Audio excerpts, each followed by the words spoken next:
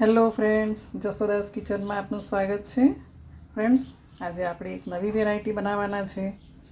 તો આવી જ નવી વેરાયટી સાથે ફરીથી હું તમારી જોડે શેર કરવા માટે આવી ગઈ છું.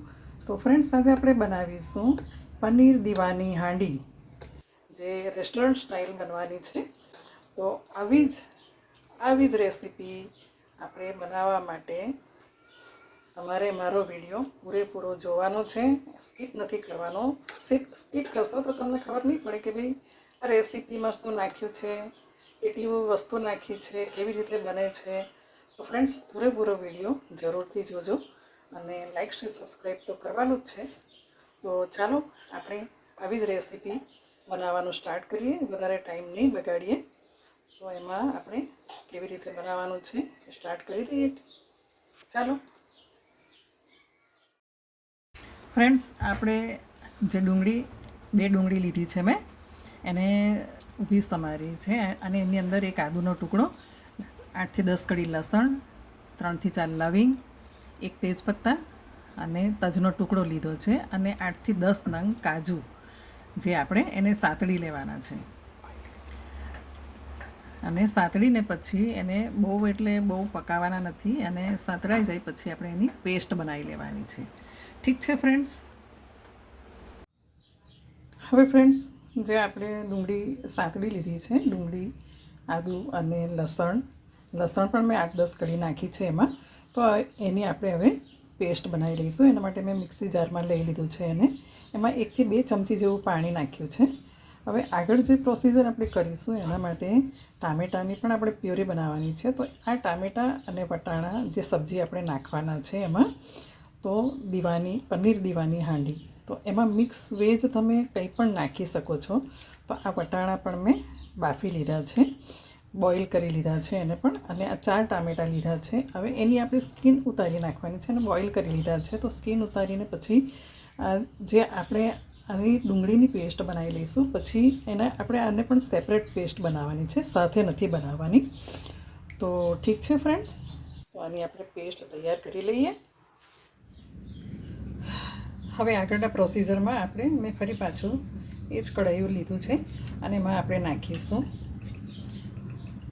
2 થી 3 ટેબલ સ્પૂન જેવું ઓઇલ નાખીશું. એમાં આપણે રેસ્ટોરન્ટ સ્ટાઇલ આપણે બનાવીએ છીએ, તો એમાં થોડું ઓઇલ આપણે વધારે જશે.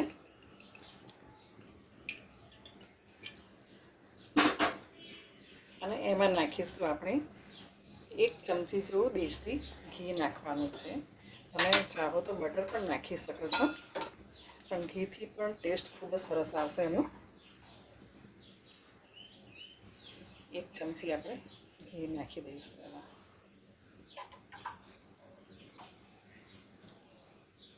1 ટેબલ સ્પૂન જેવું લીધું છે.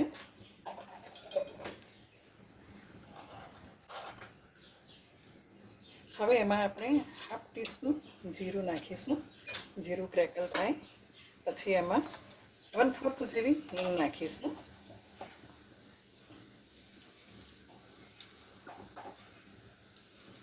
આ એક રેસ્ટોરન્ટ સ્ટાઇલ આપણે જે સબ્જી બનાવીએ છીએ, દીવાની હાંડી. તો એમાં ચાહો તો તમે જે સબ્જી નાખવી હોય, તમે બ્રોકોલી પણ નાખી શકો છો, ગાજર, વટાણા, કેપ્સિકમ, ફ્લાવર, કંઈ પણ નાખી શકો છો. ગ્રેવી જે આપણે બનાવવાના છે એ રીચ ગ્રેવીમાં બનશે, જેથી ટેસ્ટ પણ ખૂબ જ સરસ આવશે એનો. હવે આપણે એમાં નાખીશું રેડ ચીલી પાવડર 1 ચમચી,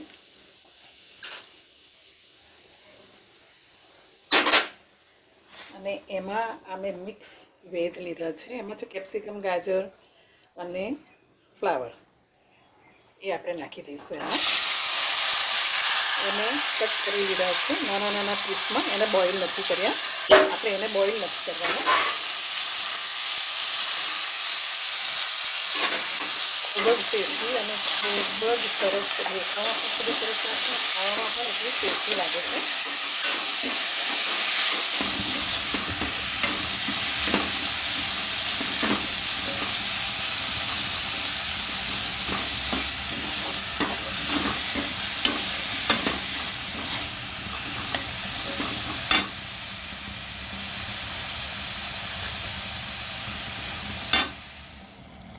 હવે સબ્જીમાં આપણે ટેસ્ટ પ્રમાણે સોલ્ટ નાખીશું.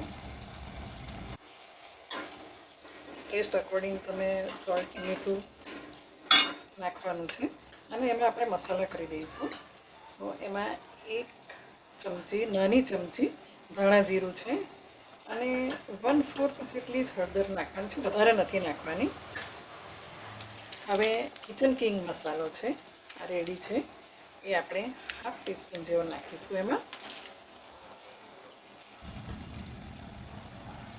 હવે બધું થોડું મિક્સ કરી લઈએ.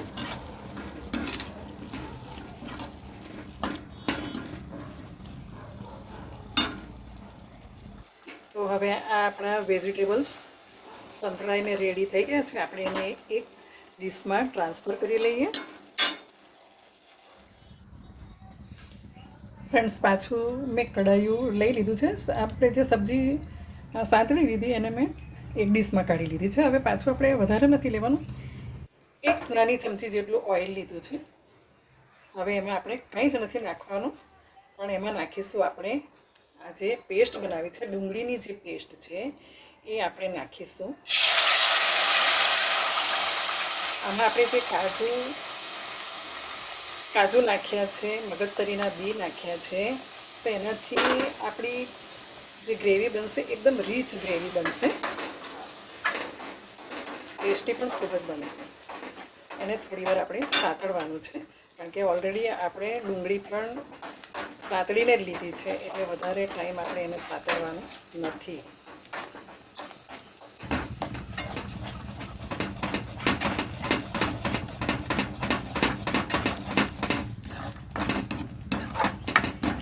ડુંગળી તમે સાતળીને લો અથવા બાફીને પણ પેસ્ટ બનાવી શકો છો. ટામેટાં પણ આપણે બાફીને લીધા છે, એની ગ્રેવી રેડી કરી છે. તો એનાથી કેવું છે કે આપણી સબ્જીનો ટેસ્ટ એકદમ બેલેન્સ રહેશે, ખટાશ નહીં લાગે એમાં. આપણે નાખીશું હવે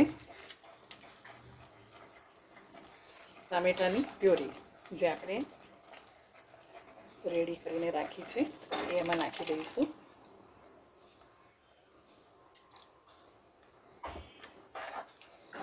એને પણ આપણે સાતળવાની છે સારી રીતે. ગેસની ફ્લેમ સ્લો ટુ મીડિયમ રાખવાની છે.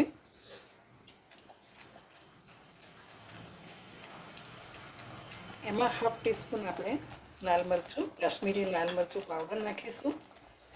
1/4 જેટલી હળદર નાખવાની છે, વધારે નથી નાખવાની, આપણે આગળ પણ નાખી છે. અને 1/2 ટીસ્પૂન જેટલું આપણે ધાણા જીરું પાવડર નાખીશું.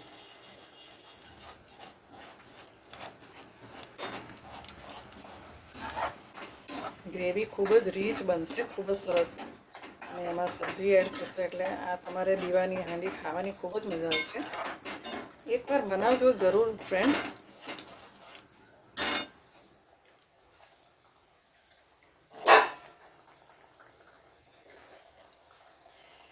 એમાં આપણે નાખીશું 1 ચમચી જેટલો રેગ્યુલર આપણે જે ડેલી યુઝ કરીએ છીએ મસાલો, મરચાં, આદુ, ધાણાની પેસ્ટ આપણે નાખીશું.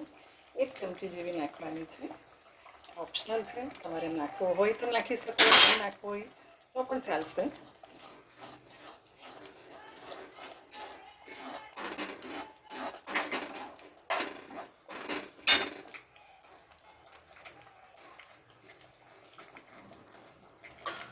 હવે એમાં આપણે નાખીશું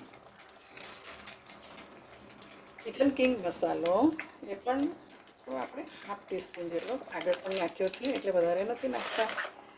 અને હવે નાખીશું આપણે ટોમેટો સોસ, એ પણ 1 ચમચી જેટલો નાખવાનો છે. એનાથી ટેસ્ટ ખૂબ જ સરસ આવશે, આપણા સબ્જીનો ટેસ્ટ ખૂબ સરસ આવશે. તમે જોઈ શકો છો આપણી ગ્રેવી કેટલી સરસ એકદમ રીચ થઈ ગઈ છે. હવે આપણે એમાં નાખીશું વધારે નહીં પણ થોડું 1 ચમચી જેટલું આપણે એમાં દહીં નાખીશું. થોડો ટેસ્ટ એનાથી ખૂબ જ સારો આવશે.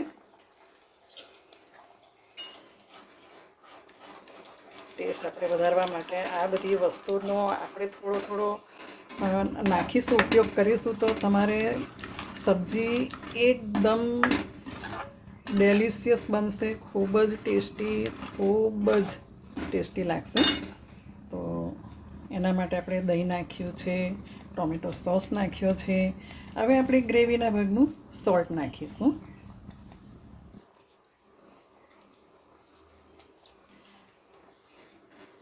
અને એમાં આપણે નાખવાના છે પનીર. તો પનીર આપણે ગ્રેવીમાં સાતળી લઈશું. 100 ગ્રામ પનીર લીધું છે મેં. તમે તમારી ઈચ્છા પ્રમાણે વધારે ઓછું કરી શકો છો. ઘરમાં કેટલા મેમ્બર્સ છે એ પ્રમાણે સબ્જી બનતી હોય છે આપણે, તો એ પ્રમાણે આપણે વેજીટેબલ્સ કે પનીર લઈ શકીએ. હવે આપણે એને થોડી વાર થવા દઈએ. તો ફ્રેન્ડ્સ, આપણી ગ્રેવી રેડી થવા આવી છે. એમાં આપણે હવે લાસ્ટમાં આપણે નાખવાની છે કસૂરી મેથી, જે મેં 1 ચમચી લીધી છે. અને નાખીશું એમાં થોડો ટેસ્ટ વધારવા માટે આપણે 1/2 ટીસ્પૂન જેટલી ખાંડ નાખીશું. ઓપ્શનલ છે, ખાંડ તમારે નાખવી હોય, તમને ના ભાવતી હોય તો ઓપ્શનલ છે, એને સ્કીપ કરજો. હવે આપણે એમાં નાખીશું જે વેજીટેબલ્સ આપણે સાતળીને રાખ્યા હતા સાઈડ પર, એ નાખી દઈશું આપણે એમાં.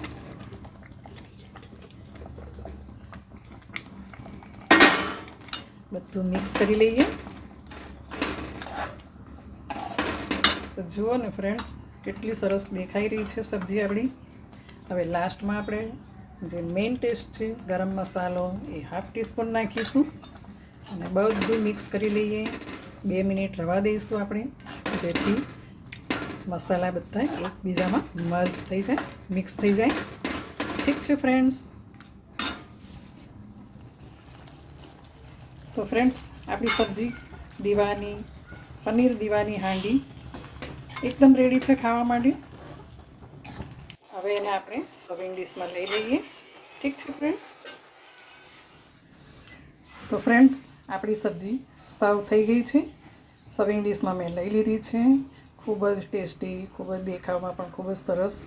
તો તમે પણ મારી મેથડ, તમને મારી વિડીયો પસંદ આવે તો જરૂરથી આ રીતથી બનાવજો. ખૂબ જ ગમશે તમને અને ખૂબ જ ટેસ્ટી છે, ખૂબ જ સરસ છે.